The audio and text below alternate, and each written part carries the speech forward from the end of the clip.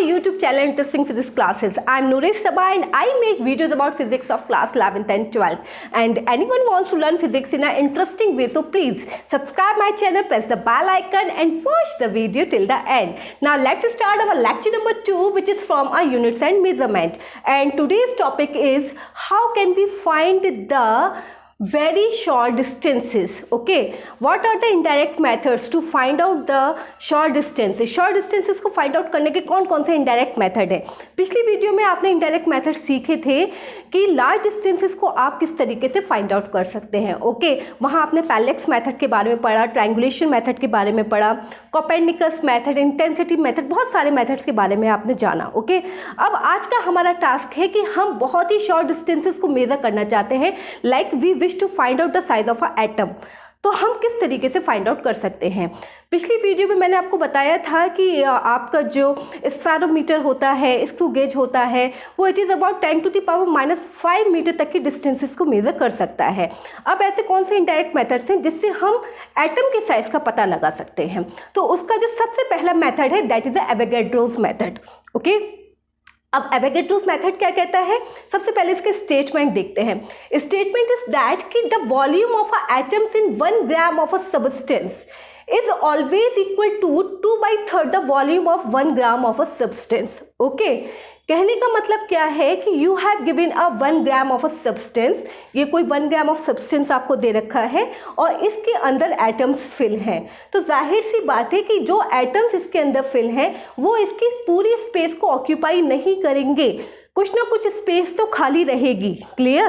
तो इनका कहना है कि जो टोटल वॉल्यूम ऑफ एटम्स होगा ये बराबर होगा 2/3 of the volume of a substance. Okay, with the help of this equation we can find the radius of a atom. अब किस तरीके से हम फाइंड आउट करेंगे? Okay, firstly we have to consider the what will be the mass of a substance. यहाँ हमने consider किया है कि जो सबस्टेंस का मास है वो स्मॉल m है and number of atoms in a substance is capital N. Okay, और यही जो आपका कैपिटल N है it will be considered as a Avogadro's number. Okay, and capital M is the molecular weight. Okay, now firstly you have to calculate the total atoms in a substance. आपको क्या करना है? आपको substance के अंदर कितने atoms हैं उनको कैलकुलेट करना है. ओके, तो number of atom upon the molecular weight multiply by the mass of a substance you can calculate the total atoms in a substance. ये आपने कैलकुलेट कर लिए. आपको पता है कि what will be the volume. Volume is equal to कितना होता है? This is 4/3 πr³. ओके, तो अब आपको सबसे पहले पता करना है कि what is the volume of a atom. Atom का वॉल्यूम कितना होगा? Total atoms in a substance multiply by the volume. Okay, and what will be the volume of a substance. Substance का वॉल्यूम कितना होगा? आपको पता है कि density is equal to mass upon volume होता है. तो what will be the volume? That is mass upon density. Clear? Now by substituting the value of atoms and volume of a substance in equation first. Okay, जब आप इसके अंदर ये first equation के अंदर ये सारी वैल्यूज को सब्स्टिट्यूट करेंगे तब क्या होगा कि आपको ये इक्वेशन मिलेगी. योर टारगेट इज दैट कि you have to find out the radius of a atom. आपको रेडियस फाइंड आउट करनी है. ओके, तो डिस्टेंस के लिए यहाँ पे आपको कौन सा सिंपल दिखाई दे रहा है? This is small r. Okay, इस स्मॉल r³ को आपने एक तरफ लिया और बाकी जितने भी टर्म्स हैं जो कैंसिल आउट हो रहे हैं उसको आप कैंसिल आउट कर देंगे और जितने भी टर्म्स आपके बचेंगे उसको आप एक तरफ ले लेंगे. ओके, तो this will be m/2π⍴n. Your target is that कि you have to calculate r.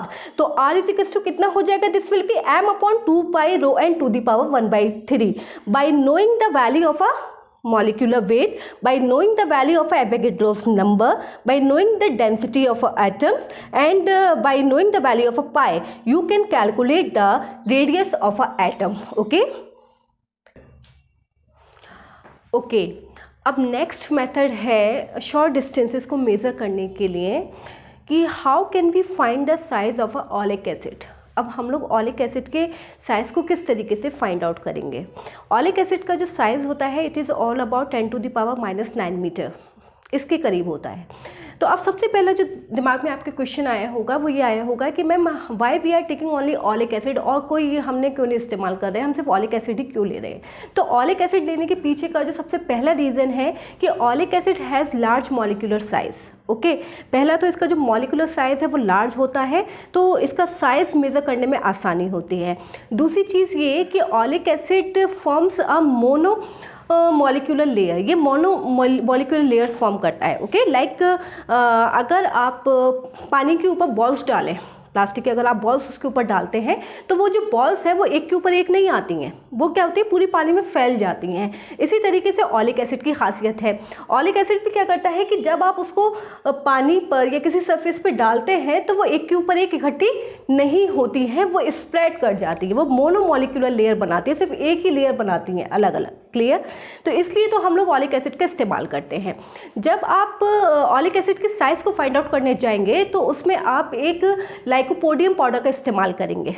तो उस लाइकोपोडियम का इस्तेमाल हम क्यों कर रहे हैं? क्योंकि जो लाइकोपोडियम पाउडर होता है it has not any interaction to other molecules. Okay, उनका किसी दूसरे मॉलिक्यूल से कोई इंटरेक्शन नहीं होता है, तो इसलिए हम लोग लाइकोपोडियम पाउडर का इस्तेमाल करेंगे। क्लियर? अब सबसे पहले आपको करना क्या है, you have to take a oleic acid. पहले ऑलिक एसिड ले लीजिए और उसके बाद अल्कोहल ले लीजिए, दो चीज़ें आपको चाहिए। अब आपको सबसे पहले क्या करना है कि पहले स्टेप में you have to take a 1 centimetre of oleic acid dissolve in 20 centimetre of alcohol. Okay, 1 centimetre cube of oleic acid को 20 सेंटीमीटर क्यूब ऑफ अल्कोहल के अंदर आप डिजॉल्व करेंगे। डिज़ोल्व करने के बाद आपको क्या करना है कि जो वो मिक्सचर रेडी हुआ है उस मिक्सचर में से 1 centimetre cube of that solution, उस सॉल्यूशन में से 1 सेंटीमीटर क्यूब ऑफ निकालेंगे और दोबारा से आप वो 20 सेंटीमीटर क्यूब ऑफ अल्कोहल में उसको मिक्स कर देंगे। क्लियर? ये आपको करना है। फिर उसके बाद क्या हो जाएगा, आपके पास concentration of oleic acid is about 1/400 centimetre cube in 1 centimetre cube of alcohol. इतना आपको कंसंट्रेशन आपको मिल जाएगा। ओके, अब आपको क्या करना है, आपको वो जो सॉल्यूशन रेडी हुआ है 1/400 centimetre cube in 1 centimetre cube of alcohol, आपको उस सॉल्यूशन को एक ब्यूरिट के अंदर डालना है।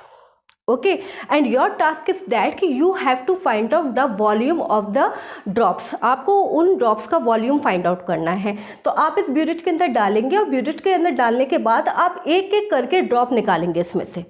ओके, अब जब आप इसमें से एक एक करके ड्रॉप निकालेंगे तो then you can calculate the number of a drops. आप आसानी से ड्रॉप्स के नंबर को कैलकुलेट कर सकते हैं।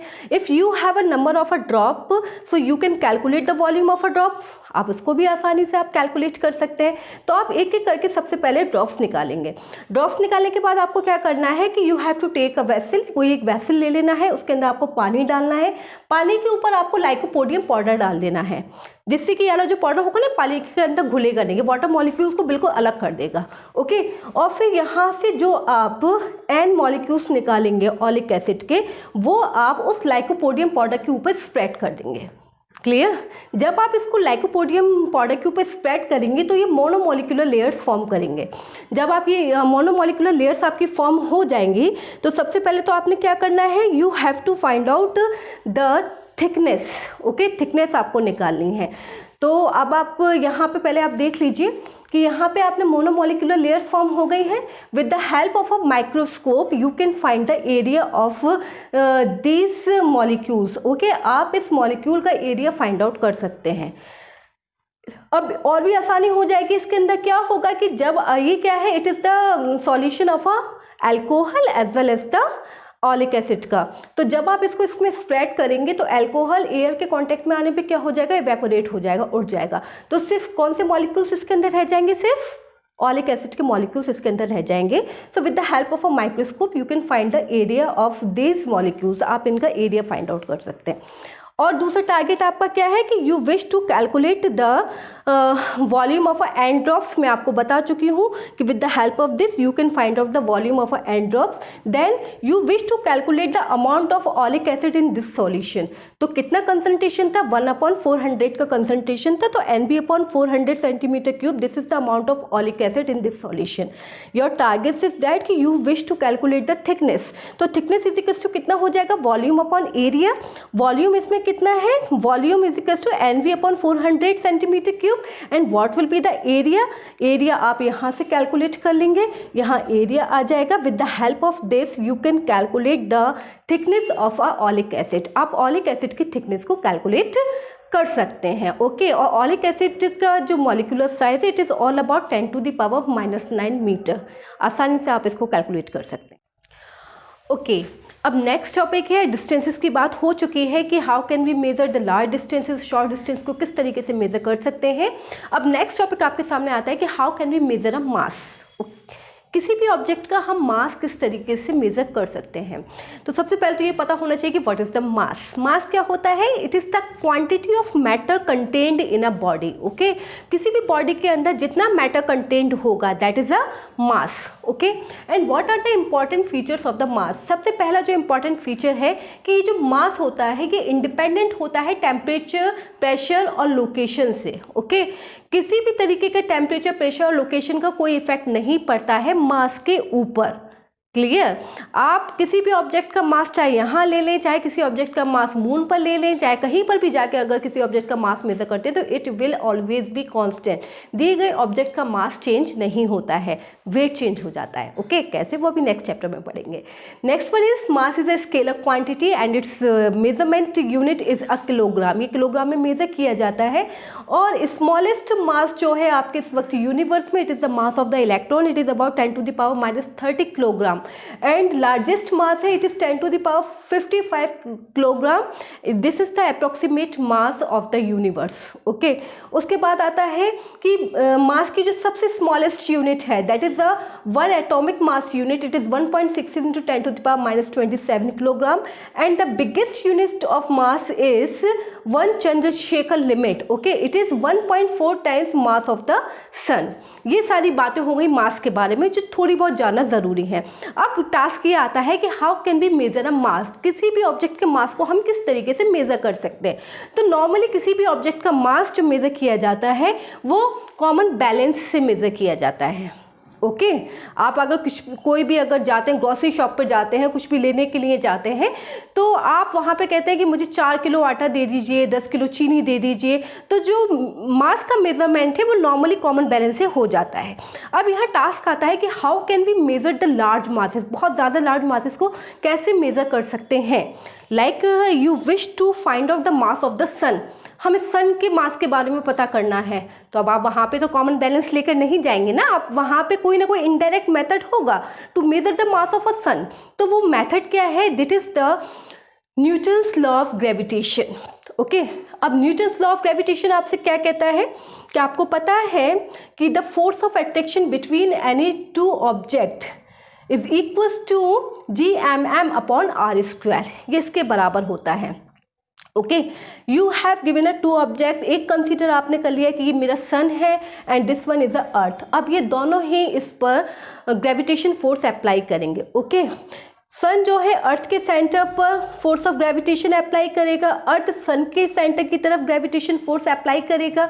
And let us consider the distance between them is r, ये हमने कंसीडर कर लिया। ओके, अब आपको ने क्या करना है कि देखो आपका जो फोर्स ऑफ ग्रेविटेशन है that is Gmm upon r² and that force of gravitation will be equal to the centripetal force, क्योंकि ये सेंट्रल फोर्स है और इसके चारों तरफ ये रिवॉल्यूशन करेगी अर्थ।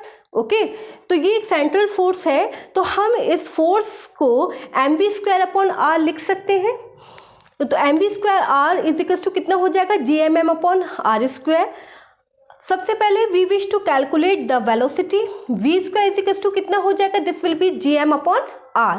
ओके, अब यहाँ पे आपको देखना है कि what will be the velocity. तो वेलोसिटी इज इक्वल टू कितना हो जाएगा, that is 2πr upon t। Okay, distance upon time, displacement upon time होता है। ओके, तो v is equal to 2πr upon t।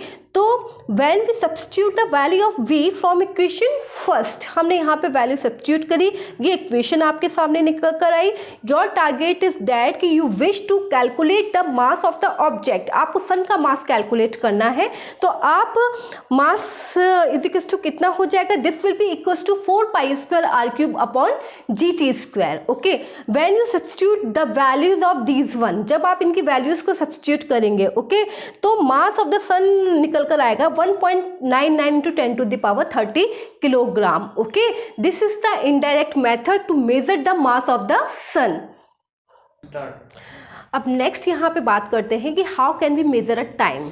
Okay, अब टाइम को किस तरीके से मेजर करें, तो सबसे पहले तो यही जान लेते हैं कि what is the time. Time क्या है, any phenomena that repeats itself in equal interval of time is used as a time standard. Okay, कोई भी phenomena equal interval of time के बाद अपने आप को रिपीट करता है, टाइम कहलाता है। Okay, you can take the example of your heart beat. Okay, आपकी हार्ट बीट है, इक्वल इंटरवल ऑफ टाइम के बाद अपने आप को रिपीट कर रही है, तो it is taken as a time. Okay, इसको भी हम टाइम कह सकते हैं। जो भी घड़ी है, घड़ी की सुई बार बार घूमती है, अपने फिनोमिना को बार बार रिपीट कर रही है, this is also taken as a time. Okay, what are the important terms of the time. Time आपकी एक स्केलर क्वांटिटी है, इसकी ऐसा यूनिट सेकेंड है, और बिगेस्ट यूनिट जो है टाइम की that is a solar year, that is 365.25 days. Okay, और स्मॉलेस्ट यूनिट शेक है, it is all about 10⁻⁻8 second, और जो टाइम है आपका वो वेरी करता है 10⁻⁻24 सेकेंड से लेके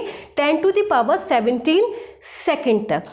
ओके, अब यहाँ पे बात करते हैं कि how can we measure a time. Time को हम किस तरीके से मेज़र कर सकते हैं, तो टाइम को मेज़र करने के बहुत सारे तरीके हैं। सबसे पहले हम लोग पुराने ज़माने की बात करते हैं कि पुराने ज़माने में टाइम किस तरीके से मेज़र किया जाता था। तो पुराने ज़माने में एंशिएंट टाइम में जो टाइम मेज़र किया जाता था with the help of a sundial और सन क्लॉक की हेल्प से इसको मेज़र कर सकते थे। ओके, जंतर मंतर पे आज भी सन क्लॉक लगी हुई है, अगर आप घूमने जाए तो वहाँ देख सकते हैं।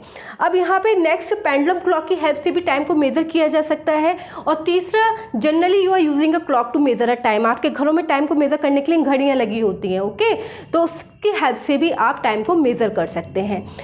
अब जो आपका चौथा पॉइंट है that is a atomic clock. Okay, it is also used to measure a time. Okay, अब ये एटॉमिक क्लॉक क्या होती है, this clock based on the periodic vibration produced in सीडियम 133 एटम। ओके, ये उस पर बेस्ड करती है। Next one is the what are the advantages of this atomic clock. इस एटॉमिक क्लॉक के एडवांटेजेस क्या हैं, तो ये जो एटॉमिक क्लॉक है it has high accuracy of 1 part in 10⁻13। Okay, बहुत ही अच्छी एक्यूरेसी है, बहुत अच्छा टाइम देती है ये। Second one, it can be easily reproduced in any good laboratory, आप इसको इजीली रिप्रोड्यूस भी कर सकते हैं। Third one is it is not affected by physical condition, इस पर किसी भी तरीके का टेम्परेचर प्रेशर का इफेक्ट नहीं पड़ता है, किसी भी फिजिकल कंडीशन के इस पर कोई असर नहीं पड़ता है। और चौथा क्या है कि distance travelled by a light in 1/299792458 second. Okay, distance travelled by light in 1/3 × 10⁸ second is called a 1 metre. ये आपका 1 मीटर कहलाता है। ओके स्टूडेंट्स, तो हम लोग यहाँ सीख चुके हैं कि how can we measure the large distances, short distances, how can we measure the mass and how can we measure a time. Okay, तो इट मीन्स कि आपका measurement of mass, length and time का जो chapter है वो आज complete हो चुका है। Okay, these are the formulas of this chapter. Okay, ये इस चैप्टर के सारे फॉर्मूलाज हैं। अब मैं अभी आपको इनको सारे फॉर्मूलाज को उतार लेना है और जो न्यूमेरिकल सेंस से रिलेटेड उनको करके देखना है। ओके, तो आज की वीडियो में बस इतना ही। Thank you so much.